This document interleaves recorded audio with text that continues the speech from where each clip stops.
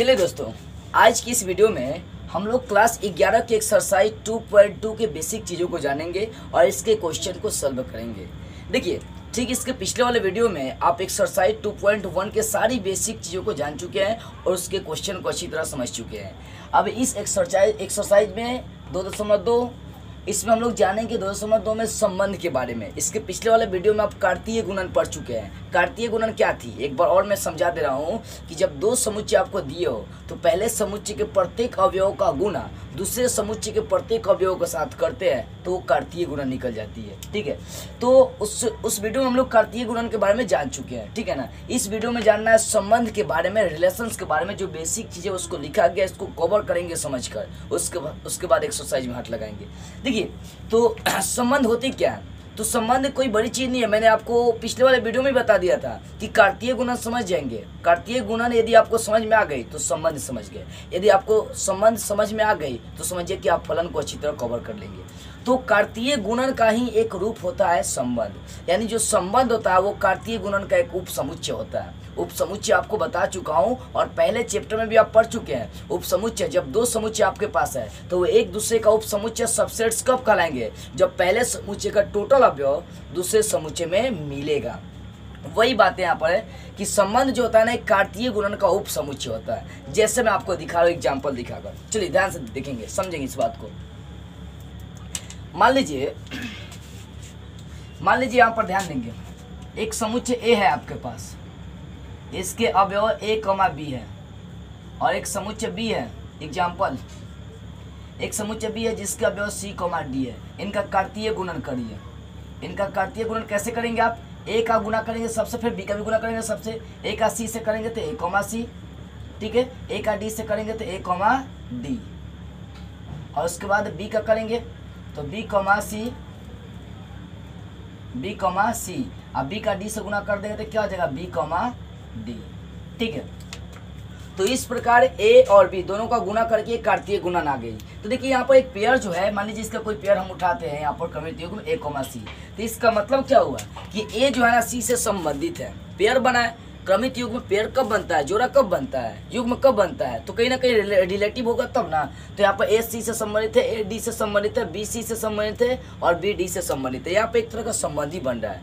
तो जो संबंध होता है वो क्रमित युग्म का कार्तीय गुणन का एक उपसमुच्चय ही होता है। लिखा गया भाषा कि किसी अरिक्त समुच्चय, मान लीजिए कि a जो है एक अरिक्त समुच्चय, b भी एक अरिक्त समुच्चय, तो किसी अरिक्त समुच्चय a से अरिक्त समुच्चय b में संबंध जो होता है ना, कार्तीय गुणन a क्रॉस b का एक उपसमुच्चय होता है। सीधी सी भाषा में जो संबंध होता है वो कार्तीय गुणन के एक उपसमुच्चय होते हैं। ठीक है, तो यहाँ पर ये टोटल एक दूसरे से क्या है? संबंधित है। मान लीजिए एक रिलेशन आपको दिया, ठीक है ना, एक यहाँ पर एक कार्तीय गुणन आपको दिया है a क्रॉस ए ही, मान लीजिए ये आपको दिया है a क्रॉस ए। यहाँ पर बोल रहा है कि राम, सीता, ठीक है, उसके बाद गीता और सोहन। तो इसका मतलब क्या हो गया? इसका मतलब ये हुआ कि सीता गीता से राम सीता से संबंधित है और सीता राम से संबंधित है, गीता सोहन से संबंधित है, सोहन गीता से संबंधित है। यह एक तरह का संबंध भी बन रही है। सीधी सी भाषा देखी जाए तो जो संबंध होते हैं वो कार्तीय गुणन के एक उपसमुच्चय होता है। यदि ऐसे सिंपल भाषा में देखी जाए संबंध क्या होते हैं, तो एग्जाम्पल के जैसे मैं एक एग्जाम्पल आपको देता हूँ। जैसे मान लीजिए x का मान 2, y का मान 2 और z का मान भी 2 आ गया। मैं पूछूं इन तीनों में क्या संबंध है, तो आप यही ना बोलेंगे x बराबर y बराबर z। इन तीनों में कौन सा बराबर का संबंध है? क्योंकि तीनों का वैल्यू सेम है। अच्छा, मान लीजिए मैं एक एग्जांपल दे रहा हूँ कि राम सोहन का भाई है, तो यहाँ पे क्या हो गया? राम सोहन का भाई, ये भाई का संबंध आ गया। सीता गीता की दोस्त है, सीता गीता की दोस्त है, तो यहाँ पर कौन सा संबंध है? यहाँ पर संबंध कौन सा है? दोस्ती का है। तो देखो, दुनिया में जितनी भी वस्तु है कहीं ना कहीं एक दूसरे से वो रिलेटिव है, उनका संबंध है।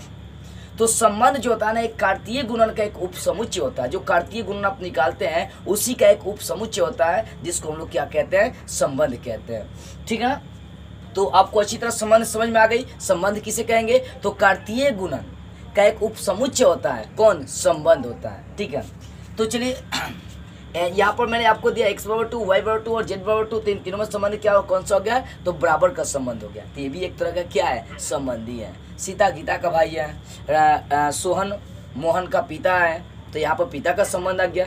तो ऐसे सिंपली देखी जाए तो ऐसे संबंध होते हैं, ठीक है ना। लेकिन इस चैप्टर में जो संबंध पढ़ना है, यहाँ पर ही पढ़ना है कि जो संबंध होंगे वो संबंध जो होंगे वो कार्तीय गुणन का एक उपसमुच्चय होंगे, ठीक है। अब देखिए, अब कुछ मुख्य टिप्पणियां। संबंध का डिफिनेशन यहाँ पर लिखा हुआ, किसी अरिक्त समुच्चय ए से अरिक्त समुच्चय बी में जो संबंध है वो कार्तीय गुणन ए क्रॉस बी का एक उपसमुच्चय होता है, ठीक है। अब देखिए यहाँ पर कुछ मुख्य टिप्पणियां जो इस चैप्टर के अंदर आपको पढ़नी है, जाननी है, जिस पर आप क्वेश्चन को सॉल्व करेंगे, वो बातें यहाँ पर बताई गई है। इसको पकड़ेंगे और समझेंगे ध्यान से।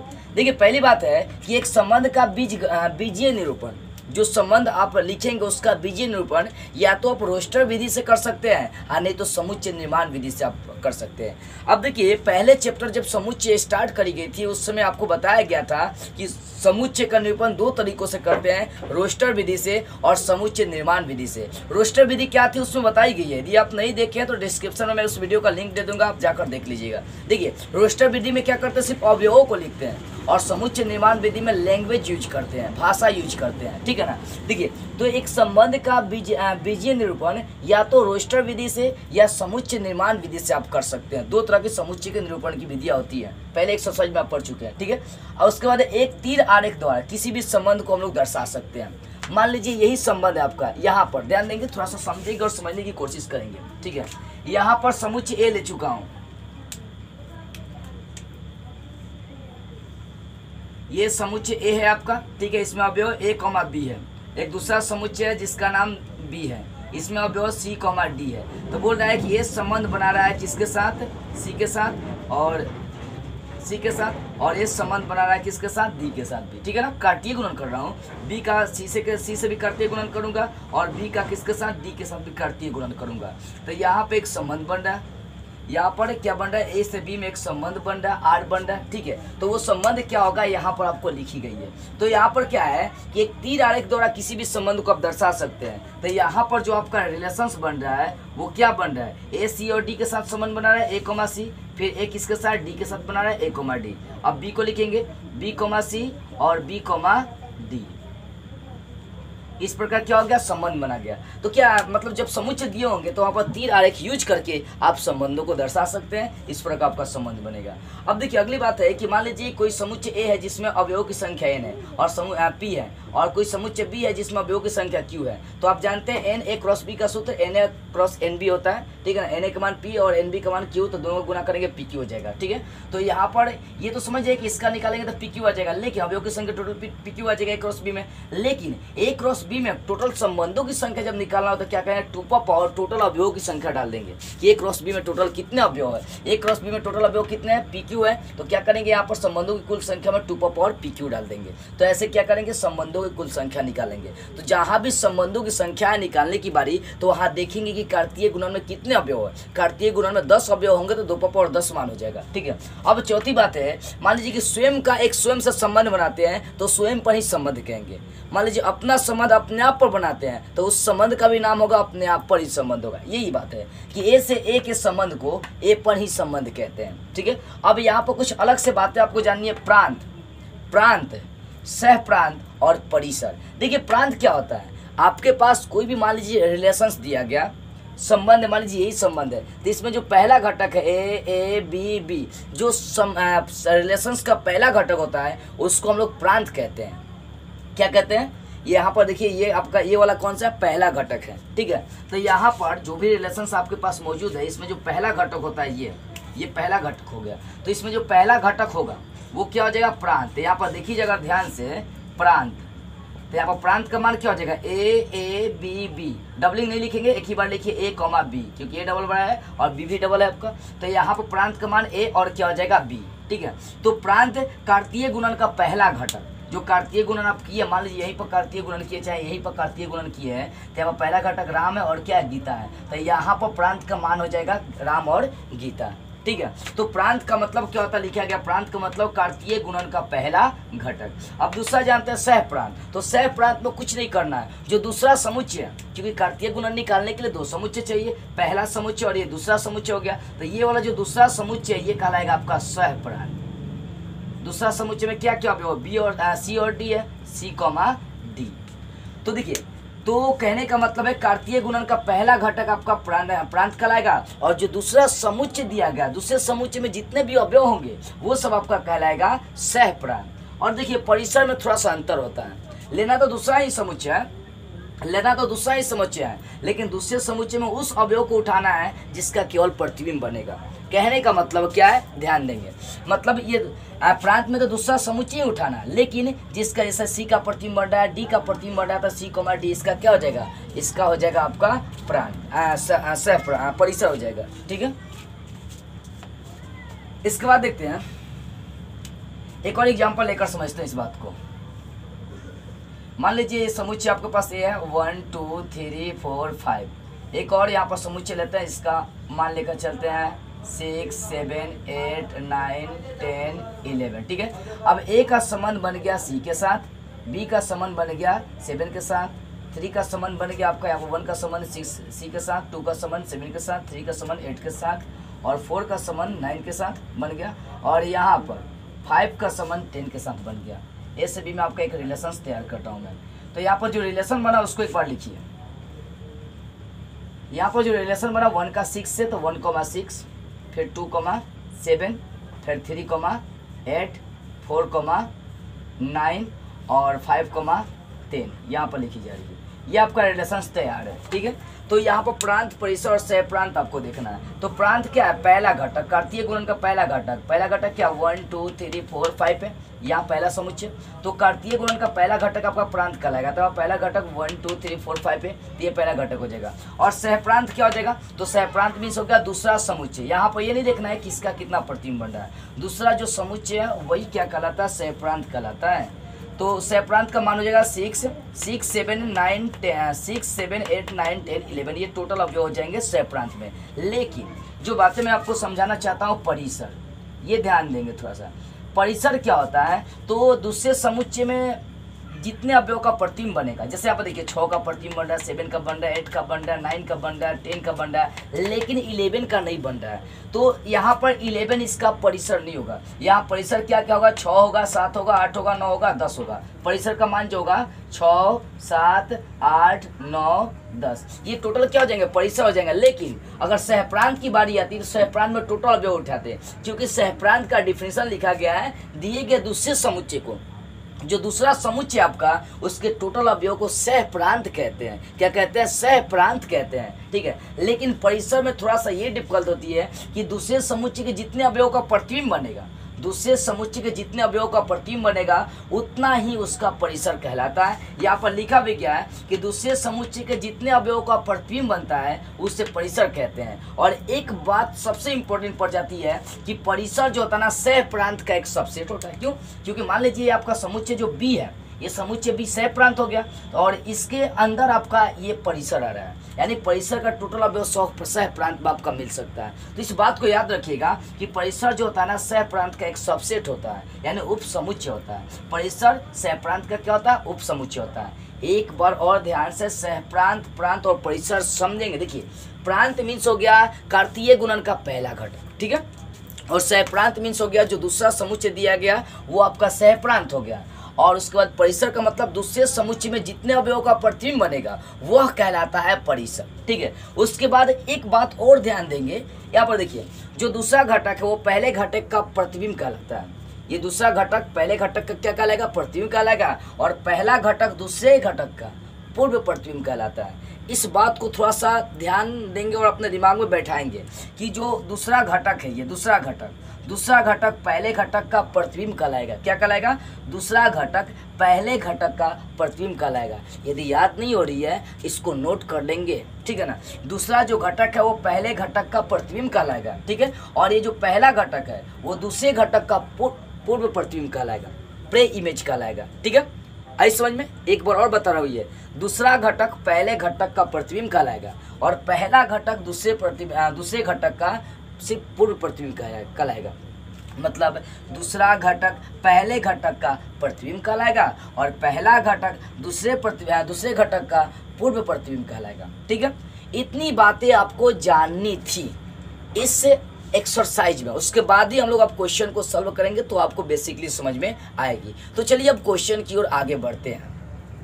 देखते हैं क्वेश्चन नंबर 1 को। तो ये क्वेश्चन नंबर 1 है कि मान लीजिए कि समुच्चय ए आपको दिया 1 से लेकर 14 तक इसमें अवयव है और एक संबंध ए से एम, एक संबंध आपको दिया है, ये दिया है x, y, x पहला घटक y दूसरा घटक। इसमें एक आपको ये रिलेशंस दिया 3x - y = 0। ये एक समीकरण है जहाँ बोल क्या रहा है कि x और y जो है ना दोनों a से ही संबंधित है, यानी x का मान उठाए चाहे y का मान उठाए, कहाँ से उठाना है, इस समुच्चय a से ही आपको उठाना है। यानी x का भी अधिकतम मान 14 तक जाएगा और y का भी अधिकतम मान कहाँ तक जाएगा, 14 तक जाएगा। ये बात पहले समझ लीजिएगा।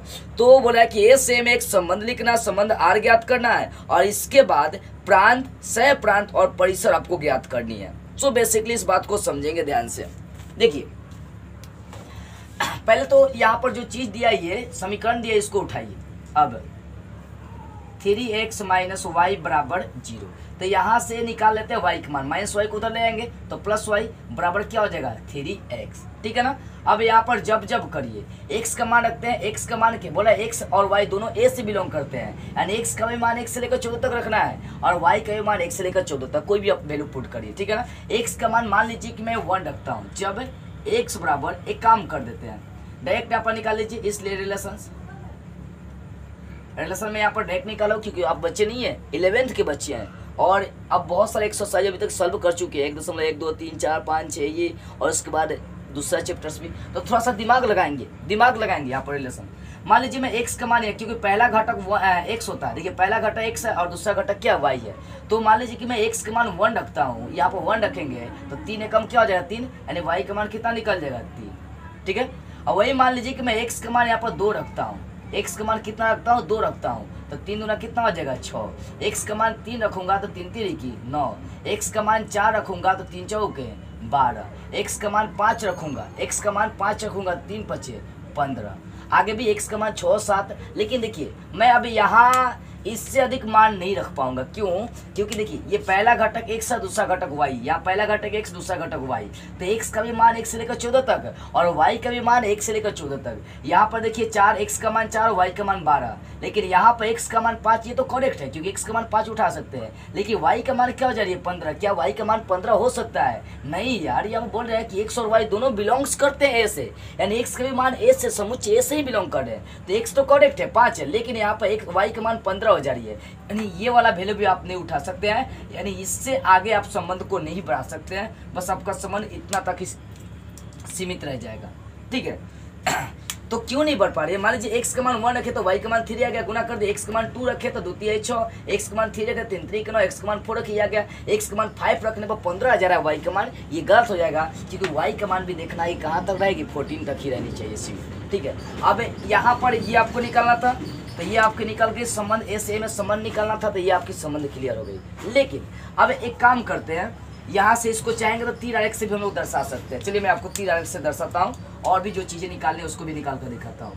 तीर आरेख, ये पहला समुच्चय ए और यहाँ पर दूसरा समुच्चय भी ए ही है, क्योंकि ए से ए में ही आपको संबंध दिखाना है, ये ए ही है, ठीक है ना। तो इसमें पहला घटक 1 2 3 4 रखा गया, 1 2 3 4, ठीक है, और दूसरा घटक क्या क्या है 3 6 9 12, तो 1 का प्रतिबिंब 3 बन रहा है और 2 का प्रतिबिंब 6 बन रहा है और 3 का प्रतिबिंब 9 बन रहा है और 4 का प्रतिबिंब क्या बन रहा है आपका 12 बन रहा है। ये संबंध आपका किससे किस में बन गया, ए से में एक आपका एक संबंध बन रहा है। तो क्या क्या ज्ञात करना, प्रांत ज्ञात करना, तो प्रांत क्या हो जाएगा ध्यान देंगे, प्रांत का मान क्या है, तो पहला घटक मालूम है कार्तीय गुणन का पहला घटक क्या कहलाता है, प्रांत कहलाता है। तो यहाँ पहला घटक ये होता है, पहला घटक क्या है देख सकते हो 1 2 3 4, 1 2 3 4। फिर दूसरा घटक, तो दूसरा घटक अब मतलब सहप्रांत निकालते हैं, प्रांत के बाद सहप्रांत में क्या होता है दूसरा घटक, तो दूसरा घटक देखिए ध्यान देंगे यहाँ पर बुआ, यहाँ पर दूसरा घटक क्या है, क्योंकि ए से ए में ही जाना है, एक्स भी बिलोंग्स कर रहा है वाई भी बिलोंग्स कर रहा है। आप कहेंगे यहाँ से देखेंगे, नहीं यार यहाँ से नहीं, यहाँ पर दूसरा घटक जो दूसरा समुच्चय दिया गया, दूसरा घटक क्या होता है कि जो जिसका प्रतिबिंब बन रहा है, यहाँ पर जिसका प्रतिबिंब बन रहा है सिर्फ वही उठाया गया है। हालांकि आपके बी में क्या क्या हो, मतलब दूसरे समुच्चय में आपको टोटल अवयव कितनी होनी चाहिए, दूसरे समुच्चय में टोटल अवयव 1 से लेकर 14 तक होनी चाहिए, इसमें हम 1 से लेकर 14 तक और यहाँ भी 1 से लेकर 14 तक अवयव डाल सकते हैं, ओनली फ्री है, ठीक है ना। बशर्ते मैं इसको शॉर्ट में पिक्चर को दर्शा रहा हूँ, यदि आप इसका रियल पिक्चर बनाएंगे तो जानते हैं कैसे हो जाएगा, ध्यान दीजिएगा।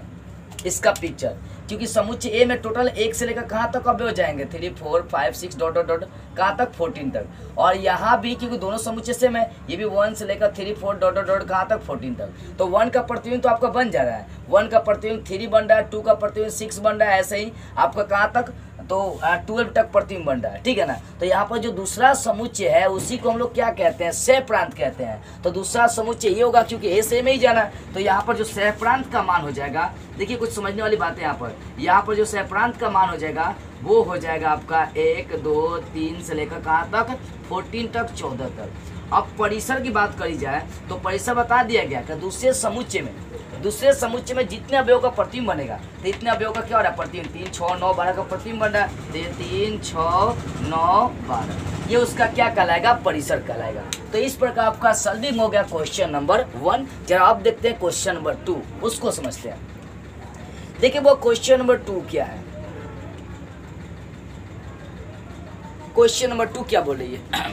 क्वेश्चन नंबर 2 है कि प्राकृतिक संख्याओं के समुच्चय पर r x, y के रिलेशन आपको इस प्रकार दिया है कि x संख्या 4 से कम एक प्राकृतिक संख्या है जहाँ पर x, y बिलोंग्स करता है n से, तो एक संबंध r ज्ञात करना है, फिर इस संबंध को रोस्टर रूप में लिखना है और इसके प्रांत और परिसर लिखना है। चलिए जैसा इस क्वेश्चन को लिखते दिया क्या समुच्चय इसमें दिया, तो बोल रहा है कि प्राकृतिक संख्या का समुच्चय आपको उठाना है, यानी n से आपका बिलोंग करता है। तो रिलेशंस आपको यहाँ पर दिया है, रिलेशंस क्या दिया है उसको पकड़िए, x, y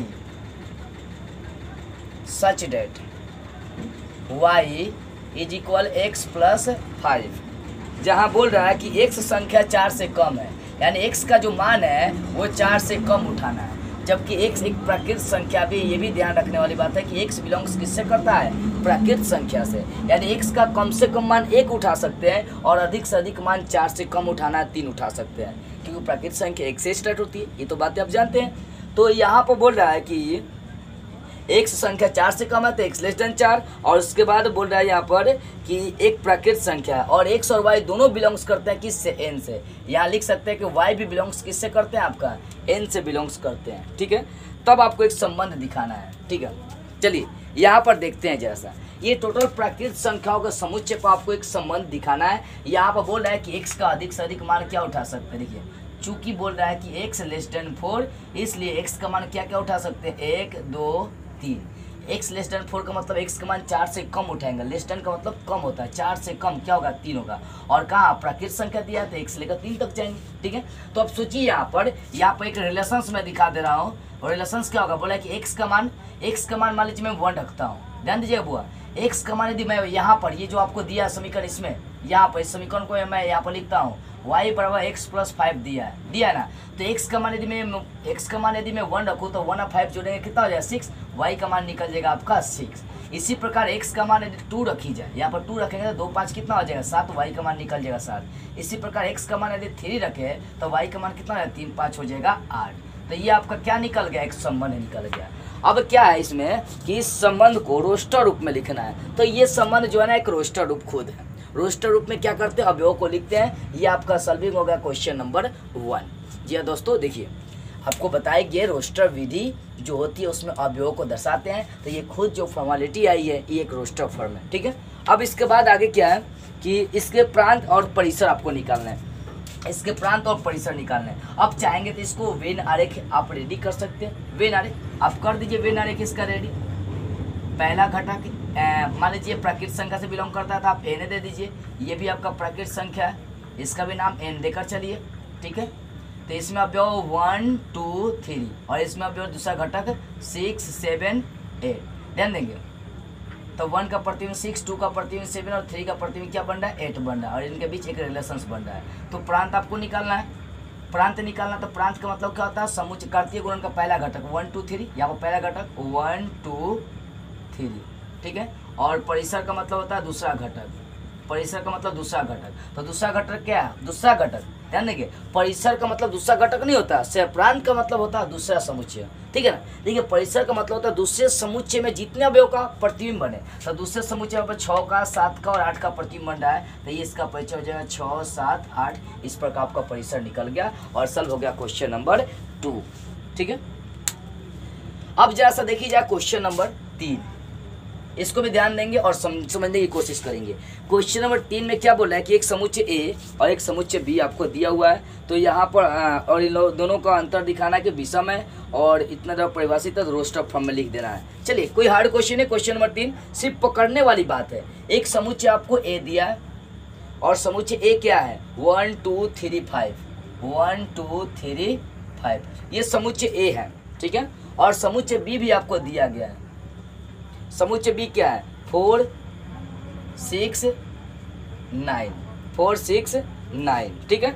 तो ए से बी में एक संबंध R x, y such that x और y का अंतर विषम संख्या है। x बिलोंग्स करता है a से, y बिलोंग्स करता है b से।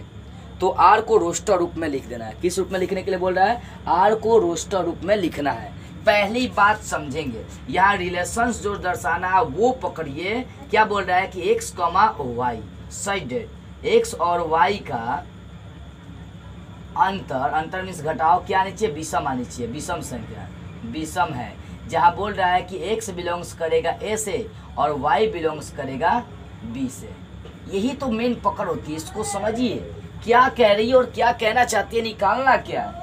x और y एक पेयर है। यहाँ पर बोल रहा है कि पेयर ऐसा बननी चाहिए कि दोनों को घटाने पे अंतर क्या है, विषम संख्या है, ठीक है ना। जिसमें से x जो है ना a से बिलोंग करेगा और y बिलोंग करेगा b से, ठीक है ना। तो ऐसा एक संबंध बनाते हैं क्योंकि रोस्टर रूप लिख रहा है, ठीक है ना। तो ऐसा एक संबंध हम रेडी करते हैं। चलिए इसलिए रोस्टर रूप ज्ञात करना। चलिए मान लीजिए 1 को मैं 3 से घटाता हूँ, तो 1 को 3 से घटाऊंगा तो कितना है, ये 1 को 4 से घटाऊंगा क्योंकि आपको दिखाना है x और y का अंतर विषम आनी चाहिए। तो ऐसे घटाना है कि विषम आ जाए। तो 1 को यदि मैं 4 से घटाता हूँ तो क्या आ जाएगा, 3 -3 आएगा। तो वो तो एक विषम होती है, तो आप उठा सकते हैं 1, 4। 1 को यदि मैं 6 के साथ उठाता हूँ तो 1 को 6 के साथ घटाऊंगा तो कितना आएगा, -5 आएगा। वो भी क्या होती है, एक विषम होती है, तो 1, 6 भी आपका चलेगा। 1 को यदि मैं 9 के साथ उठाता हूँ तो 1 में से 9 घटाऊंगा तो -8 आएगा, जो कि सम संख्या होती है। तो 1 का 9 के साथ कोई आपका यहाँ पर पेयर नहीं बनने वाला है, ठीक है। तो देखना ऐसे है कि दोनों को घटाने पर आपका विषम संख्या आनी चाहिए। तो 1 का काम क्लियर कर दिए। अब 2 का देखते हैं। 2 को यदि 4 से घटाते हैं तो -2 आएगा, ये भी सीन होगा क्योंकि -2 सम होती है, हमको विषम लाना है। यहाँ 2 को यदि 6 के साथ घटाते हैं तो भी आपका क्या रहा, विषम आ रहा है। देखिए 2 में से 6 घटाएंगे तो -4 आएगा। -4 क्या होती है, सम होती है। और 2 में से 9 यदि घटाते हैं तो -7 आएगी, और -7 जो होती है वो होती है एक विषम संख्या। तो 2, 9 का एक पेयर बन गया, ठीक है। अब आगे चलते हैं। अब 3 पर चेक करते हैं। 3 को 4 से घटाएंगे तो -1। अब -1 कौन सी संख्या होती है, विषम संख्या। तो 3 को आप 4 उठा सकते हैं, फ्री है। अब 3 का 6 के साथ उठाते हैं तो 3 को 6 से घटाऊंगा तो कितना आएगा, -3। -3 भी क्या होती है, एक विषम संख्या, ये भी उठा सकते हैं 3, 6। अब 3 का 9 से उठाएंगे तो 3 में से 9 घटाएंगे, कितना बचेगा आपका, -6। और -6 क्या होती है, एक सम संख्या होती है, ये नहीं पेयर बना सकते हैं। आगे चलते हैं। 5 का अब देखते हैं। 5 का यदि 4 के साथ घटाएंगे तो 1 बचेगा, और 1 क्या होती है, एक विषम संख्या, तो 5, 4 उठा सकते हैं। 5 का यदि 6 के साथ उठाएंगे तो 5 में 6 घटाएंगे, -1, ये भी एक विषम संख्या होती है, 5, 6। आगे देखते हैं। 5 को 9 से घटाएंगे। 5 को यदि 9 से घटाएंगे तो कितना बचेगा आपका, 4 बचेगा, -4 बचेगा। -4 क्या होती है, एक सम संख्या होती है, यानी इसका पेयर नहीं बनेगा। तो यही उसका क्या हो गया, आपका रोस्टर रूप रेडी हो गया। बस समझने वाली बात है कि यहाँ पर बोल रहा है कि x बिलोंग्स करेगा a से और y बिलोंग्स करेगा b से, तो दोनों का अंतर विषम संख्या आना चाहिए। तो मैंने दोनों का पेयर ऐसा बनाया कि देखिए घटाकर सबका अंतर कितना आ रहा है, एक विषम संख्या आ रही है। तो इस प्रकार आपका ये रोस्टर फॉर्म क्या हो गया, रेडी हो गया। चलिए जल्दी सा स्क्रीनशॉट लिया जाए। अब देखते हैं क्वेश्चन नंबर 4। देखिए क्वेश्चन नंबर 4 में क्या दिया है कि आपको एक आकृति दिया है जो यहाँ पर ड्रॉ करी गई है, लिखी गई है, ठीक है ना। तो पिक्चर दिया है और इस पिक्चर से क्या बोला है कि पहले समुच्चय निर्माण रूप इसका ज्ञात करना है, इस संबंध का समुच्चय निर्माण रूप और इस समुच्चय का रोस्टर फॉर्म निकालना है, फिर इसका प्रांत और परिसर क्या है ये भी आपको डिफाइन करना है। तो चलिए इस बात को थोड़ा सा पकड़ते हैं, समझते हैं है क्या। ये पिक्चर आप देखिए, पिक्चर देखकर समझिए। अगर किताब है तो किताब सामने खोलकर बैठिए और देखिए वहाँ पर देखिए। तो यहाँ पर बोल रहा है कि P और Q में एक संबंध आपका R रेडी है। इसको पहले क्या बोल रहा है कि 1 नंबर रोस्टर फॉर्म में लिखना है, और दूसरा यानी 1 नंबर समुच्चय निर्माण रूप में लिखना है, और 2 नंबर रोस्टर फॉर्म में लिखना है, और 3 नंबर में प्रांत सह प्रांत और इसका परिसर आपको डिफाइन करना है, ठीक है। इस बात को चलते हैं। पहले हो क्या रही है यहाँ पर, ये पकड़िए। 5 में सर 2 घटा कर देखिए, या आप इसमें 2 जोड़िए। 3 में 2 जोड़ देंगे तो 5 हो जाएगा, 4 में 2 जोड़ देंगे तो 6 हो जाएगा, 5 में 2 जोड़ देंगे तो क्या हो जाएगा, 7। यानी दूसरे घटक में यदि 2 जोड़ दिया जाए, मान लीजिए कि ये घटक x है और ये वाला घटक आपका y है, तो इसमें आप 2 जोड़ देते हैं। इसमें आप क्या जोड़ते हैं, 2 जोड़ते हैं, तो ये वाला रिलेशंस एक कवर हो जाता है। यानी दूसरे घटक में 2 जोड़ने पर पहला घटक आपको प्राप्त हो जाता है। ये रिलेशन बनी है। यदि पहला घटक x लेकर चलते हैं और दूसरा घटक y लेकर चलते हैं, तो दूसरे घटक में 2 जोड़िए ना, 3 में 2 जोड़ेंगे 5, 4 में 2 जोड़ेंगे 6 और 5 में 2 जोड़ेंगे कितना हो जाए 7। यानी यहाँ पे इस जो संबंध बनने वाली है वो बनेगा x बराबर y प्लस 2, जहाँ पर x पहले समुच्चय P से बिलोंग करेगा और y दूसरे समुच्चय Q से बिलोंग करेगा, ठीक है ना। तो दूसरे समुच्चय में आप क्या करेंगे, 2 यदि जोड़ते हैं तो आपका पहला घटक प्राप्त हो जा रही है। तो यहाँ पर इसको लिखेंगे कैसे, ये देखिए, ठीक है ना। इसको 1 नंबर क्या ज्ञात करना है, ये समुच्चय निर्माण रूप निकालना है, ठीक है ना। तो समुच्चय निर्माण रूप में जो संबंध बनेगा वो बनेगा, यहाँ पर लिख देंगे x, y सच दैट, यहाँ पर संबंध क्या बन रहा है, x बराबर, ये x बराबर हो जाएगा y प्लस 2, ठीक है ना। जिसमें ये लिखना पड़ेगा कि x बिलोंग्स कर रहा है किससे, P से, और y बिलोंग्स कर रहा है किससे, Q से। और साथ में एक बात ये भी लेकर चलना पड़ेगा कि x का मान आप कौन सा उठाएंगे, y का मान क्या क्या रखेंगे। तो y का मान 3, 4, 5 क्या रख सकते हैं, 3, 4, 5 रखना पड़ेगा। ध्यान दीजिएगा, ध्यान से समझिएगा। यहाँ पर x बिलोंग्स कर गया P से और यहाँ पर y बिलोंग्स कर रहा है किससे, Q से। तो ये आपका समुच्चय निर्माण रूप।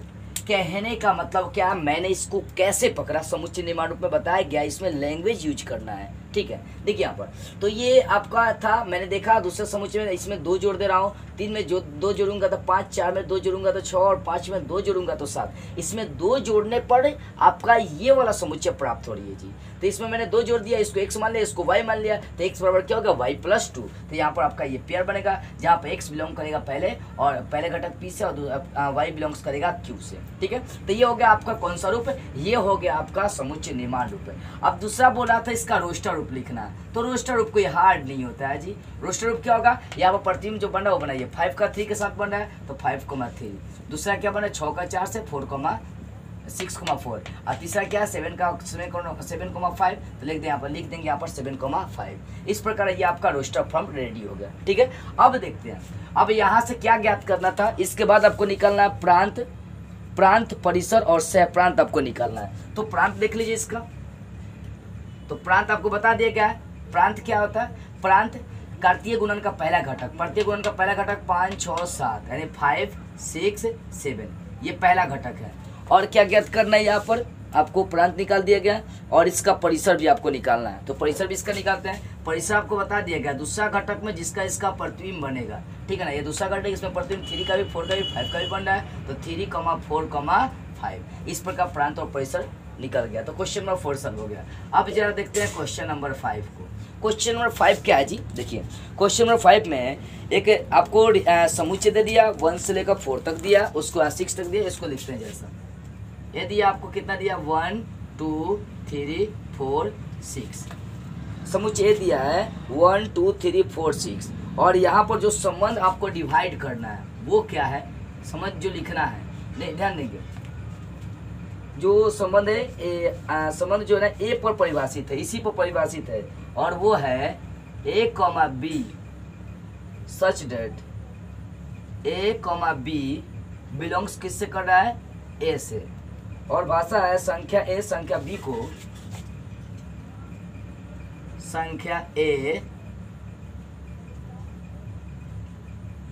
संख्या b को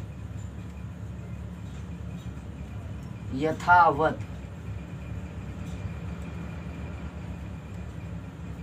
विभाजित करती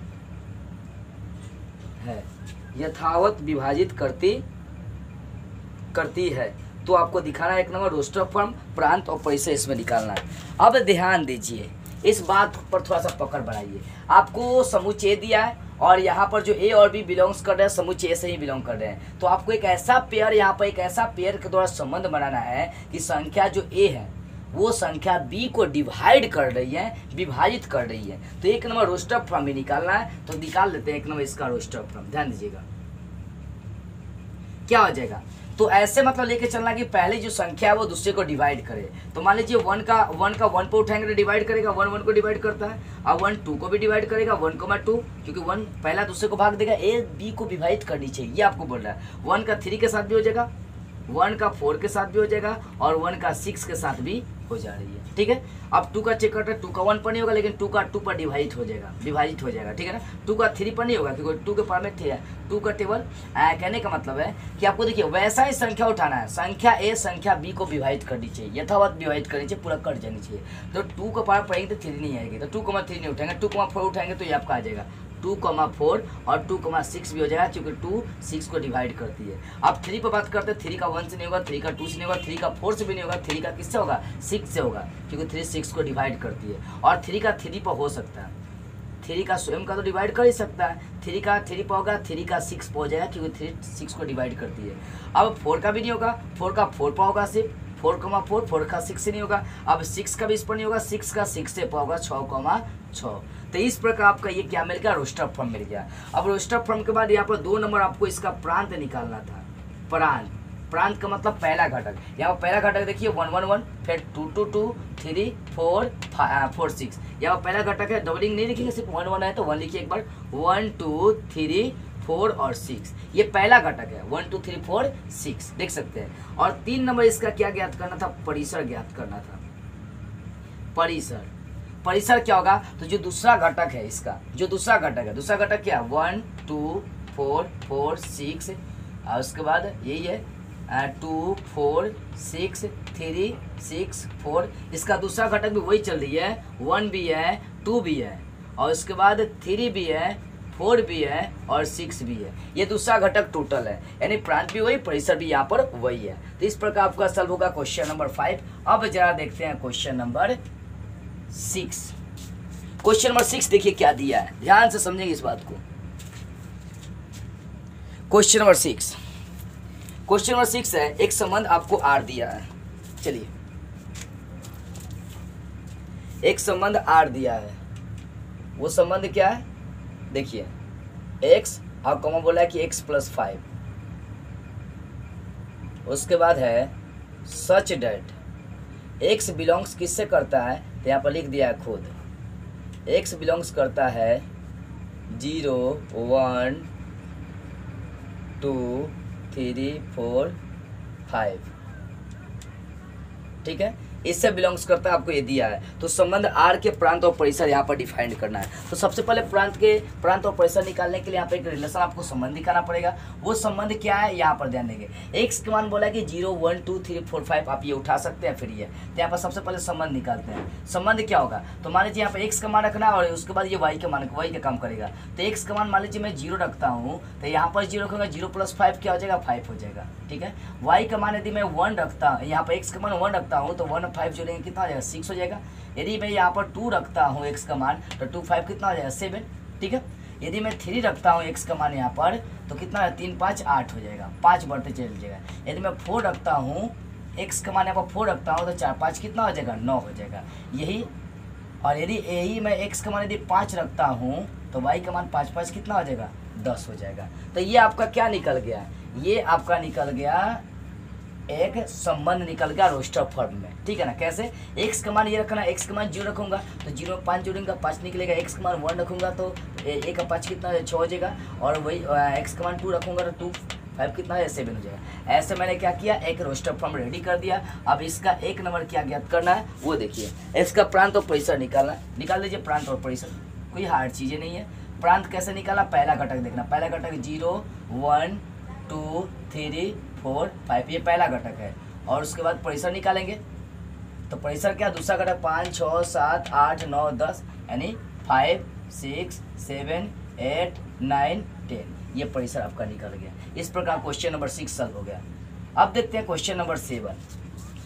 क्वेश्चन नंबर 7 क्या है, वहां पर दिमाग थोड़ा सा लगाएंगे। देखिए क्वेश्चन नंबर 7 क्या, संबंध आर है, ठीक है ना, और वो संबंध क्या दिया है इस बात को समझिए ध्यान से। एक संबंध आर दिया है और इस संबंध में x, y एक पेयर है। यहाँ बोल रहा है कि x, y नहीं है, x, x³ है, ठीक है। और यहाँ पर शर्त यह है कि x 10 से कम अभाज्य संख्या, x संख्या 10 से कम एक क्या है, अभाज्य संख्या है, अभाज्य संख्या है, ठीक है। तो इसको बोला रोस्टर रूप में लिख देना है। इसको किस रूप में लिखना है? रोस्टर रूप में, ठीक है। तो x जो है ना 10 से कम अभाज्य संख्या है, इसलिए x का मान क्या होगा? 10 से कम अभाज्य संख्या क्या हो सकता है? 2 हो सकता है, 3 हो सकता है, 5 हो सकता है, 7 हो सकता है, 9 नहीं होगा, क्योंकि अभाज्य संख्या का मतलब होता है जो स्वयं को विभाजित करे, मतलब अपने आप को भी मतलब एक और अपने आप के सिवा और किसी से वो विभाजित नहीं हो, ठीक है ना। यहाँ पर x का मान 2, 3, 5, 7 होगा, क्योंकि बोल रहा है कि x का जो मान है वो 10 से कम एक अभाज्य संख्या है, तो 10 से कम अभाज्य संख्या क्या क्या होंगी? 2 होगा, 3 होगा, 5 होगा, 7 होगा। अब चलिए यहाँ पर इसको क्या करना था? रोस्टर रूप में लिखना था ना। चलिए रोस्टर रूप में रेडी करते हैं। रोस्टर रूप में क्या हो जाएगा? यहाँ पर x का मान 2 रखेंगे। x का मान जब 2 रखेंगे तो 2 का क्यू करेंगे, कितना निकल जाएगा? 8 निकल जाएगा। वही x का मान जब 3 रखेंगे तो यहाँ पर 3 का क्यू करना पड़ेगा, 3 का क्यू कितना हो जाएगा? 27 हो जाएगा। वही जब x का मान 5 रखेंगे, x का मान 5 रखेंगे, 5 का क्यू कितना निकल जाएगा? 125 निकल जाएगा। और वही जब x का मान 7 रखेंगे, क्योंकि 7 तक रखने, x का मान 7 रखेंगे तो 7 का क्यू कितना हो जाएगा? 7 रखेंगे x का मान, जब 7 रखेंगे x का मान तो 7 का क्यू 343 होगा। इस प्रकार आपका ये रोस्टर फॉर्म क्या हो जा रही है? रेडी हो जा रही है। तो इस प्रकार क्वेश्चन और आपका ये 7 भी क्लियर हो जा रही है, ठीक है। अब देखते हैं जरा क्वेश्चन नंबर 8 को। क्वेश्चन नंबर 8 को फॉलो क्वेश्चन नंबर 8 देखते हैं। क्वेश्चन नंबर 8 क्या दिया है? क्वेश्चन नंबर आपका 8 है, मान लीजिए समुच्चय ए आपको दिया हुआ है, ठीक है। समुच्चय ए दिया है x y z, ठीक है। और समुच्चय बी भी आपको दिया हुआ है। समुच्चय बी क्या दिया हुआ है? देखिए किताब खोलिए। समुच्चय बी 1,2 दिया हुआ है, ठीक है। तो यहाँ पर एक बात पहले क्लियर करें कि ए में टोटल अवयव कितने हैं? 3 है, और बी में टोटल अवयव कितने? आपका 2 है, ठीक है। तो बोला कि ए से बी में संबंधों की संख्या कितनी होगी? तो संबंध कैसे निकालना है ये मैं आपको बातें अच्छी तरह समझा चुका हूँ। संबंध कैसे निकालना है, तो संबंध कैसे निकालना है तो देखना है कार्तीय गुणन में कितने अवयव है आपका टोटल। तो पहले ए और बी का कार्तीय गुणन में अवयव की संख्या निकाल लेते हैं। N A cross B, n A cross B सूत्र हो जाएगा n A cross n B. N A का मान कितना? 3, एन बी का मान कितना है? 6, 2 है, तो 3 का कितना हो गया? 6। यानी ए क्रॉस बी में अवयवों की संख्या टोटल कितनी हो जाएंगी? 6। इसलिए संबंधों की संख्या निकाल दीजिए। ए क्रॉस बी में संबंधों की संख्या, ए क्रॉस बी में संबंधों की संख्या कितनी हो जाएंगी?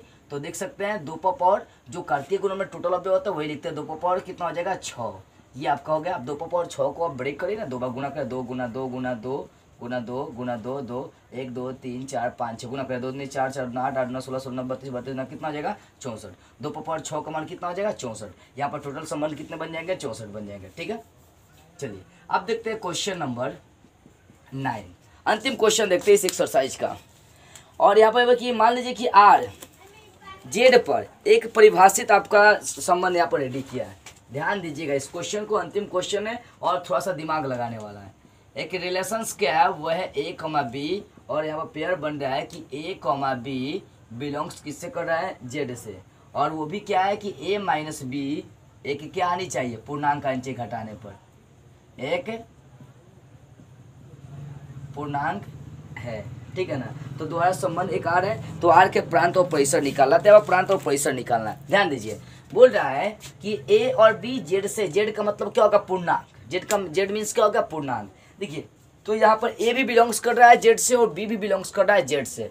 तो बोले ए और बी को घटाने पर क्या नहीं चाहिए? पूर्णांक आनी चाहिए, ठीक है ना। तो मान लीजिए यहाँ पे एक रिलेशन में रेडी कर रहा हूँ और कोई संख्या उठाकर चलता हूँ, जैसे ए का अवयव 2, क्योंकि ए 2 भी पूर्णांक होता है, और 4 उठा लिए, ये भी एक पूर्णांक हो गया, ठीक है ना। ये ए का मान हो गया और ये किसका मान हो गया? बी का। अब दोनों को घटाने के लिए बोला ना, घटाने पर क्या नहीं चाहिए? पूर्णांक आनी चाहिए। तो 2 में से 4 घटाएंगे तो कितना निकलेगा? आपका -2 निकलेगा, और -2 भी क्या होता है? एक पूर्णांक होता है।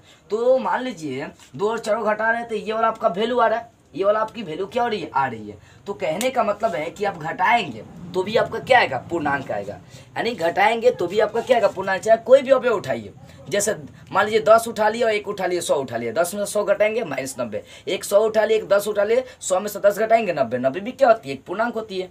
तो यहाँ पर कोई भी अवयव लेकर जब घटाएंगे, कोई भी अवयव, तो 2,4 बन रहा है, 2,4 इसको घटाने पर क्या है? एक पूर्णांक आ रही है, तो 2,4 का एक पेयर बनेगा। तो यहाँ पर 2 भी एक पूर्णांक है और 4 भी क्या है? एक पूर्णांक है। तो पहला घटक प्रांत होता है, दूसरा घटक क्या होता है? परिसर होता है। यहाँ पर जो भी पेयर बनेगा ना, उसको उठाने पर उठाना, ऐसे उठाना है कि घटाने पर एक पूर्णांक आनी चाहिए। तो इसका मतलब है कि इसका प्रांत भी क्या उठाएंगे? पूर्णांक उठाएंगे, और इसका परिसर भी क्या उठाना पड़ेगा? पूर्णांक उठाना पड़ेगा, तभी जाकर इनको घटाएंगे तो आपको क्या मिलेगा? एक पूर्णांक मिलेगा। यानी यहाँ पर जो प्रांत होगा, चूंकि पहले लिख दीजिए यहाँ पर, चूँकि ए बिलोंग्स करता है जेड से और बी बिलोंग्स करता है जेड से, इसलिए इसका प्रांत क्या हो जाएगा, इसका प्रांत भी जेड होगा, जेड मीन्स पूर्णांक, और इसका परिसर भी क्या होगा, पूर्णांक ही होगा, जेड ही होगा, क्योंकि दोनों एक दूसरे से बिलोंग करेंगे। तो इस प्रकार आपका सॉल्व हो गया एक्सरसाइज 2.2 के सारे क्वेश्चंस। बस आज की इस वीडियो में इतना ही। अगले वीडियो में फिर हम लोग नई चैप्टर के साथ एक नई बेसिक चीज़ें के साथ मिलेंगे। बस आज की इस वीडियो में इतना ही।